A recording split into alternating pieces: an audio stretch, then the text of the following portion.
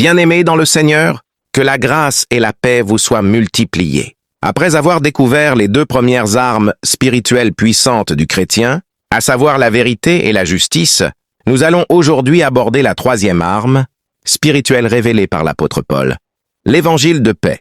Si tu n'as pas encore suivi les deux premières vidéos, je t'invite à aller sur la chaîne YouTube pour les découvrir. Et surtout, abonne-toi pour ne pas rater les 4 autres armes spirituelles que nous allons dévoiler. Aujourd'hui, beaucoup de chrétiens sont trompés par de faux enseignements sur le combat spirituel. Ils pensent que pour affronter Satan, il faut prier fort, crier, pleurer, multiplier les veillées. Mais écoute-moi très bien. Le diable n'a pas peur de tes prières. Il n'a pas peur de tes émotions. Ce que Satan craint réellement, c'est ce que tu sais et la vérité que tu découvres sur toi-même en Christ. L'apôtre Paul nous révèle clairement que l'évangile est aussi une arme spirituelle puissante contre les ruses du diable. Alors posons cette question essentielle. Comment l'évangile devient-il une arme contre Satan? Laisse-moi te révéler 3 vérités majeures qui font de l'évangile une arme puissante contre le diable.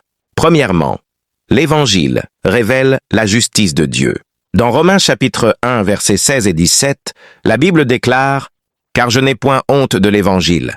C'est la puissance de Dieu pour le salut de quiconque croit, parce qu'en lui est révélée la justice de Dieu par la foi et pour la foi. » Lorsque je comprends l'évangile, je découvre la justice de Dieu par la foi. Je comprends alors que je ne suis plus un pécheur. Et si je ne suis plus pécheur, Satan ne peut plus me toucher. Deuxième vérité est que l'évangile m'introduit dans la paix avec Dieu. Toujours dans Romains chapitre 5, verset 1, il est écrit « Étant donc justifiés par la foi, nous avons la paix avec Dieu par notre Seigneur Jésus-Christ. Si Dieu m'a justifié, alors il n'est plus en guerre contre moi. Je suis désormais entièrement protégé par le sang de la réconciliation. » Enfin, la dernière vérité est que l'évangile dévoile les mensonges du diable. L'évangile détruit les mensonges de Satan et me révèle la vérité sur l'amour de Dieu. Dans Jean chapitre 3, verset 16, la Bible dit « Car Dieu a tant aimé le monde qu'il a donné son Fils unique. » L'évangile signifie bonne nouvelle.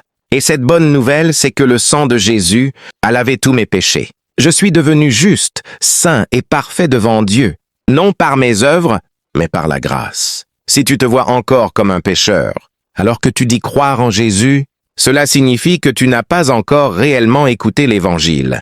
Tu n'as pas besoin de prier davantage, ni de jeûner encore.